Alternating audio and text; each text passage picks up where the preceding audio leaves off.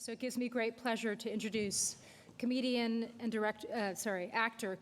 director Johnny Vegas, and writer and award-winning columnist for The Guardian, Suzanne Moore. Gove's worst fears made real. Hi, everybody. I'm really delighted that Johnny could come today. This only came about because I tweeted him and asked him to come and talk about what art school did for him. I didn't go to art school. Some of my best friends did, obviously. But he's a bit traumatised at the moment because he did ceramics and he's just met the person who didn't give him a very good grade in ceramics. Is that right, Johnny? Yeah, I actually think I met the person. I've met my Sauron, who gave the birth to Johnny Vegas by giving us a third-class honours. Oh. You know, with honours. Oh. Third class with honours, it's a pat on the head, isn't it? Yeah. So what was it's a pat on the head and a point to the exit. What was your final piece? It was abstract female forms based on the writings of Naomi Wolf. And what I did was, what I tried to do, and it had nothing to do with being overweight. There was this notion of, for me, manufactured beauty. Mm-hmm. So what I did as a ceramic student was took a manufacturing process, and it always sounds like I hate women. I have to learn to say this properly. By taking something quite manufactured looking and then bashing it about, okay. I thought I lent it a natural beauty by dropping and curving. It was by abusing the pieces. They then took on a beauty of their own that wasn't manufactured. So it was a two fingers up to the fashion industry, basically. Okay. And then on my final show, the only comment I got in my comments book was, I like your candlesticks. But how did, because when I was reading about your childhood, before you were into ceramics, you were going to be a priest. Yeah. How did that happen? That's even more disturbing, isn't it? I went to seminary when I was 11. Just when I turned 11, I went away from home for a year and a half and trained for the priesthood. It was almost the total opposite of art school, because the whole structure that I thought it was about discussing faith, about developing your faith, and possibly too young to make that decision anyway, but it was seen as a fantastic opportunity. Were your parents pushing that? They didn't push it. I think they were just delighted that I'd expressed an interest in doing it. And then the whole parish got behind that, which was, we're going to produce a priest. This is brilliant. This is like pre-X Factor. They're all out with banners. Go Father Vegas. And when I got there, it was about, you're not allowed to think like this. You know what I mean? Do as we do. Yeah. Do as we say, don't do as we do. And it was a very stifling environment, and other issues that went on that are now coming to light. It wasn't me that got the last Pope sacked, but so from that, I came back from that environment going, I've challenged this. Do you know what I mean? I've challenged this system. I've let everyone down. I am not. My idea, the idea of thinking differently. Yeah. To the consensus, I was left feeling it was a very bad thing and made you a very bad person. And was talked out of doing art by my parents then in my teen years. When you were really young? Yeah, well, when it came to options and selecting it, there was an outlet in art that I didn't have anywhere else. If it was notebooks, if it was sketchbooks, if it, you know what I mean, just drawing things. I used to draw my own porn. Okay. As a frustrated young man. But everybody went in. Third if you'd done. No, I know. Should have stuck with it. No, I didn't. But genuinely, there was this idea that I thought for a long time there was something wrong with me because I didn't think like other people around me, and that every original thought I had was at odds with the community. But you didn't have your family, because you said your sister had gone to university. She went to art school, didn't she? So that must have been unusual, yeah? It was massively unusual because she was the first person within my family, across cousins, across all of our family, to go to college. But to go to college and study fashion, it was an unknown quantity. Yeah. And she was basically a trailblazer for me, in terms of this can be a career. It's achievable. It's not. There's this argument I have all the time, and it's always, I don't want to jump the gun, but it's not a hobby. Well, Art is not a hobby.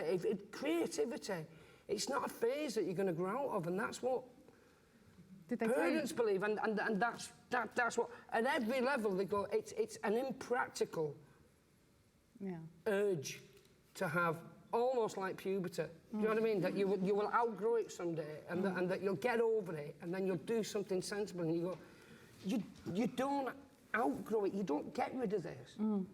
But it can turn and go into kind of quite deviant ways, can't it, as well? I mean, creativity isn't just a force for good, is it? No, it's not. I mean, and again, apart from drawing my own salacious pictures, no, it doesn't. But it wasn't for me. It was just a feeling that why aren't I like the others? And Why do I not want what other people want without knowing what I wanted and without having somebody there to guide me, going, these are things that should be put down. And so did you then do a foundation course? I did. Well, no, I did. Initially, I went to sixth form college, and pretty much I did put my foot down and say I want to do art.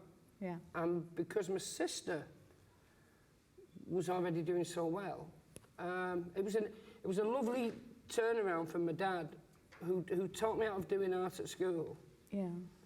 And then went along to the meeting. I remember the sixth form teacher, Steve Bonatti. I've had two teachers in my life who were absolutely influential in the person I am today. And Steve Bonatti, he was an art teacher, but a ceramicist himself. He was really sceptical of the fact that I hadn't done art as an O-level. And it was almost like an awakening within my dad. And then, one, an acceptance I wasn't going to be a priest. Yes. And two, that I wasn't going to be... But you went into ceramics? Well, just to do art, but I'll never forget my dad turning around and going, he draws all the time. He's always drawing. If he's doodling, if he's scribbling, if he's... You know what, there's something here that isn't... It isn't an obsession. It isn't an obsession, does it? You know what I mean? It's not something, it's not just a fancy. It's obviously within him. And my dad kind of, ironically, talked him round into taking me on for A-level art. So I did A-level art. And it was the first lesson that I went to where somebody said, you can work when you want. There's not a set structure, there's not a right or a wrong answer. It's about an interpretation of this. And you can come in, and as long as it's done within this timeline, then it's fine. And the minute they said that, you couldn't get me out of there. It was like a youth club, and I lived in there. Every second of every day, that was the only place I wanted to be, because nobody was standing over me. And when did you get into clay?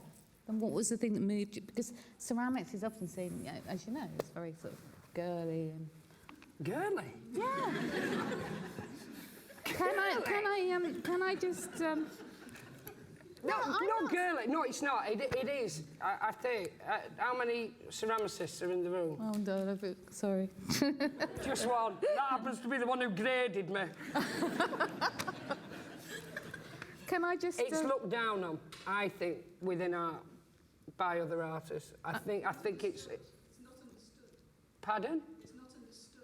It's not understood, and I think people see it as sort of within the realms of a night class, but not something to be studied seriously. So even within ourselves, you are just as guilty in some respects as people outside of art school of how you judge that. And that's why potters get very mean and go to the pub at lunchtime.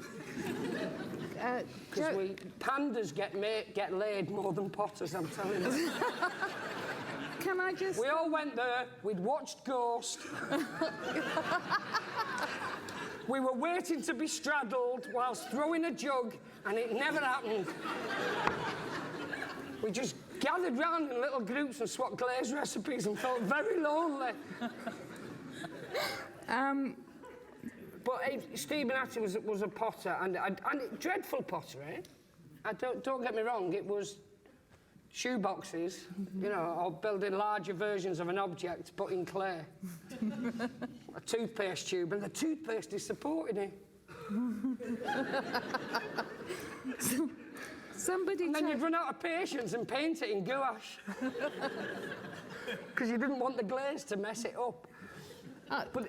Somebody told me that, and she's married to a potter, and she told me that ceramicists live in perpetual disappointment, that the kilns always go in the middle of the night, and that clay is unforgiving. She's married to Grayson Perry, so she's not done so badly. But she said that he lives in a state of disappointment because things don't turn out the way they ought to. No, they shouldn't, but then that's very telling on your personality of if you are making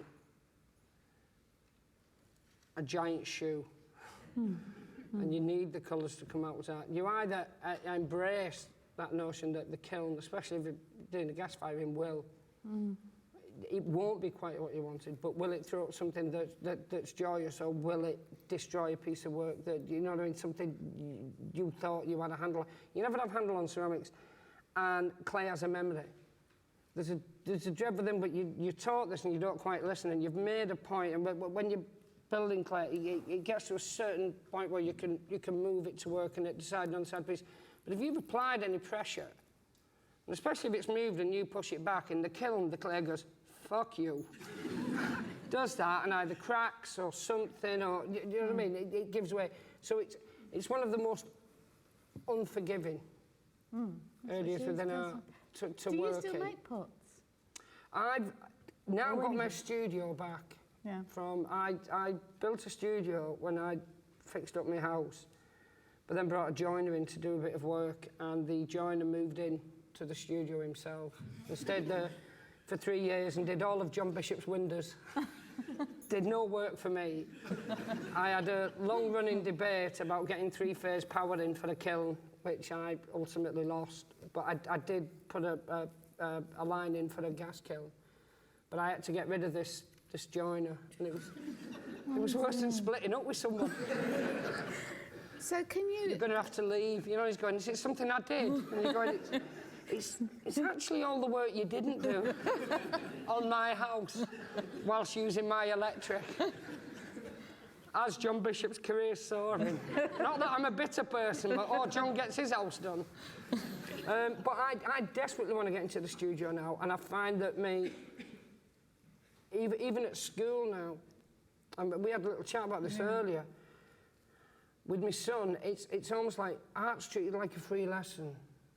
Yeah. And he should be at that age, to a certain respect. It's fun, it's expressing yourself, but it's a point where you're going, it's not a DOS. It's something to be valued, and it isn't valued. And even at the earliest levels now, they're almost, it sounds paranoid, but it's almost like they're training kids to think that this is just a hobby. Well, no, I mean, I certainly was told very much that I wouldn't be doing art because I was good at science, and that, you know, kind of remedial. That was. But I ran. I tell you what. Sorry, I ran a. I used to work on summer play schemes for the council, and it was more educational. It was based in the local library. But we had, and this is what really scares me in education over art, as people say education is. We had one lad from a local private school that attended this group. And I'm guilty of it myself. Every now and then you would just give out bits of paper and pens and go, we're not doing a craft that's guided towards anything today. Draw what you want. They love it. Some are drawing take that, some, you know what I mean? The lads are drawing lads things. It goes, and this poor lad sat there and was getting more and more frustrated, and you're going, draw what you want. Draw whatever you want. Whatever you... And in the end, he broke down in tears. And his whole thing was... And I swear, this lad was sarcastic in Latin. Because I gave him a craft idea one day, and he went, oh, quam clarum. He only goes, what? Yeah, and all the others were going, he's a weirdo. And you go, he's not a weirdo. He's got the education you'll never afford. And it turned out that if I asked him for the schematics of a tank, you could do that the kids were drawing, you'd get a perfect illustration. But to ask him to draw something, just from his head, just what he wanted to draw, he had nothing there because it had been squeezed out. But are you talking there about abstract thought? Because I was trying to think of your move from like ceramics into comedy, which is all, it's kind of, some of your comedy is, I know what your reputation is obviously, but it is quite abstract in a way, isn't it? It's incredibly abstract, and my thing was, no matter how bitter I was when I left, genuinely, there was a lasting impression. I'm sorry. But I'm not. There is something with an art school that stays with you always. And it's to question what's there, what's been done before you, whether you want to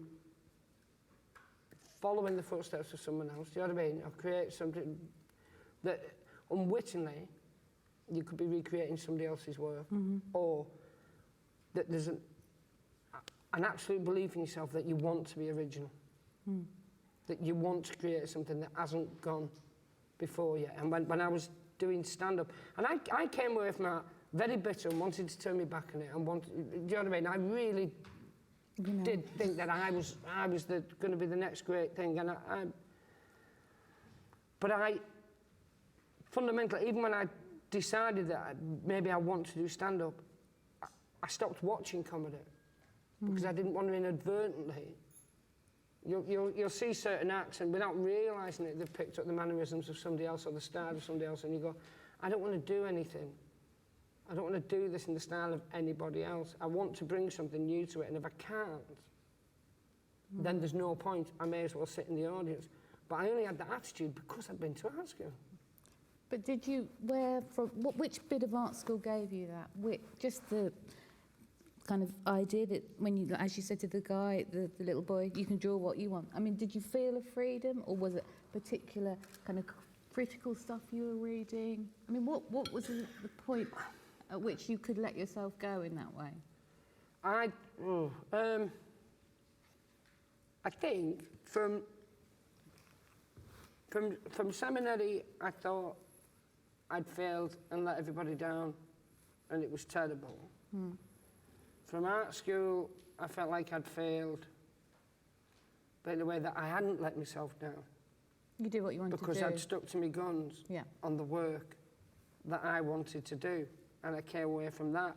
And by the time I went into stand-up, and yes, there was a it's very often because I'm trying to write this at the minute, and I'm not a book plugging, but there's this thing of there's a notion of there was something inside that was anti-establishment that I think since Holland was there, but I think since art school, and it was the idea of going, it killed me, the idea that I'd been rejected by art because it had been me saviour in my 20s, my absolute emotional saviour. So part of Johnny came from wanting revenge on everyone, but part of me was going, you can go out and be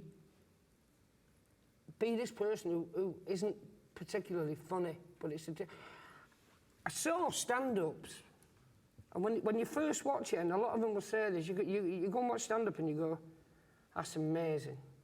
That's absolutely amazing, this guy. And then you watch him the second week and the third week, and it's the same stuff. And you just think it's a train of thought that's come right off the top of the head. And then you kind of get resentful that it's not that. And then you see other comics doing stuff in the same vein as them, and then you go, there's 4 topics. You know, men are different from women. Don't you get hungry when you're stoned? Cats are different from dogs.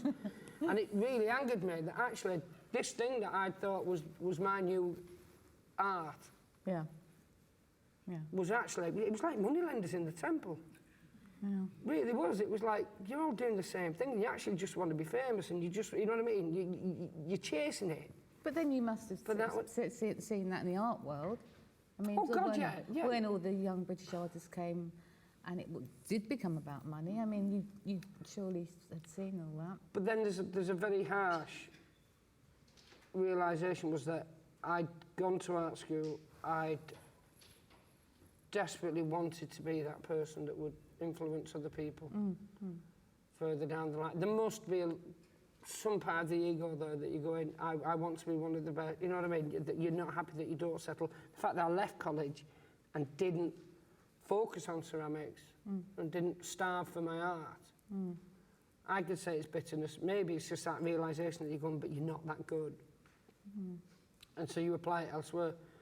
With stand-up, I felt able and as good, if not better. I felt instinctively I could stand on the stage with anyone and break apart. And everything when you see an art, you know what I mean? But there are certain artists that are just masters of PR and not masters of their own heart. And when you see them, and you know what I mean, you want to break it down. You could argue that, well, they bring in media attention, it's good for... But it's not, because it's not always from the right place. And with stand-up, it was from the right place. And even though it was an alter ego, it was an alter ego that was fearless.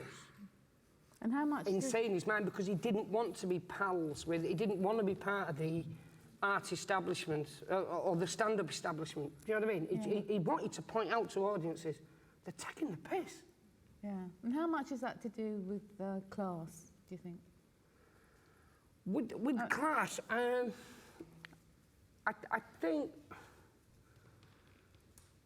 from very early on at college, when I got there, there was an inverted snobbery I had to get over, which was my problem. But then once I got there, and what I'd realised, it wasn't so much stand-up was a bit of a leveller, but certainly at art school, there was that sense of some people could afford to be there. Do you know what I mean? Some people were indulged, whereas I'd had to really fight for my place to be on the art course, and all the, you know, the day that you go to your, that would have been great if it was a gig. Have we only got 2 minutes left? No, seriously, have we? Oh God, right, we had loads to discuss. Well, with class, it was very simple. They applied for a grant for my dad when my sister went to the Royal, because they were so afraid. Here's my fear, if we have to wrap this up and sum it up, is that this is for everybody. This is for everybody. Art is ours, and we're already up against so much within the common psyche, you know what I mean, within society of this is a waste of time. And then when you get into art school, if it's only available to a certain amount of people, it's going to heighten that sense, and those people will get rid of this. They will see it as an unnecessary thing that is just belongs to the rich and the people who have a bit too much time on their hands. And it isn't. It was going to art school saved me as a young man. That sounds like a massive statement, but it's absolutely true. And what I see now, when we occupied buildings, when they introduced the student loan bus, it was fine for us because we had our grant and we could borrow this money. And nobody was looking 10 years in the future. We're going, there's no way on God's green earth I would borrow the money now and do the course that I did that changed my outlook for the rest of my life. It taught me to question politics. Everything that I see goes through a process because I was encouraged at art school to question. And now they want kids who aren't from the right backgrounds. And the ones who are from the right backgrounds, who've got the money to come to art school, don't need to question it because they've got that they've got the trust fund. I'm sorry, but they have. We need this. And I know we've only... Johnny wants to read a quote. I want to read a quick quote from Ragged Trousered Philanthropist. Because I know, whoever hung there, I'll see you outside. No, this is other than art school, this is a piece of literature that changed my life. What we call civilization, the accumulation of knowledge which has come down to us from our forefathers, is a fruit of thousands of years of human thought and toil. It's not the result of the labour of the ancestors of any separate class of people who exist today, and therefore it is by right the common heritage of all. Every little child that's born into the world, no matter how clever, no matter whether he's clever or dull, whether he's physically perfect or lame or blind, no matter how much he may excel or fall short of his fellows in other respects, in one thing at least he is their equal. He's one of the heirs of all the ages that have gone before. What I call poverty is when people are not able to secure... Oh, hang on, I've read the wrong bit. Brilliant. No, it's not. When I call poverty is when people are not able to secure for themselves all the benefits of civilization, the necessaries, comforts, pleasures and refinements of life, leisure, books, theatres, pictures, music, holidays, travel, good and beautiful homes, good clothes, good and pleasant food. A government would argue that only some of them are necessary. They're all absolutely necessary. That's culture. Yeah, that's why we got you here, Johnny. Thank you so much. Oh, fantastic. I think it's good. I feel quite fearful. Oh, I do.